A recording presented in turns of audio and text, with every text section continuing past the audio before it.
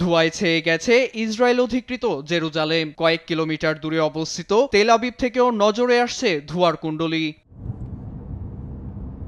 বুধবার গরম ও বাতাসের তীব্র গতিবেগের সঙ্গে পাল্লা দিয়ে জেরুজালেমের পশ্চিমাঞ্চলের এস্ট্রাওয়াল বনাঞ্চলে ছড়িয়ে পড়ে দাবানল। আগুন ছড়িয়ে পড়ে রাজধানীটির অন্তত 5টি অঞ্চলে। পুড়ছে জেরুজালেম থেকে তেল আবিব মহাসড়কের দুপাশ, যা রীতিমতো আতঙ্কের সৃষ্টি করেছে স্থানীয়দের মধ্যে।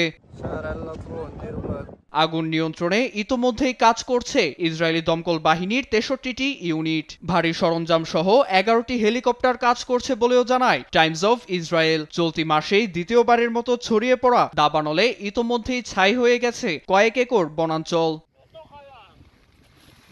প্রাণহানি এড়াতে কমিউনিটি এলাকা থেকে স্থানীয়দের নিরাপদে সরিয়ে নিয়েছে উদ্ধারকর্মীরা। পার্ক থেকে পর্যটক ও হাইকারদেরও সরিয়ে নেওয়া হয় বলেও নিশ্চিত করেছে Israel nature and parks authority.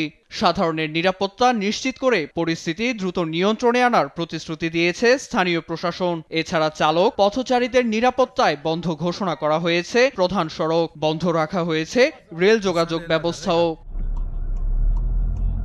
এর মধ্যেই ঘটনাস্থল পরিদর্শনে যাচ্ছেন ইসরায়েলের জাতীয় নিরাপত্তা মন্ত্রী ইতেমার বেন গাভির এবং পরিবেশ সুরক্ষা মন্ত্রী ইডিথ সিলমান। নীরব দাস, নিউজ ডেস্ক, দেশ টিভি।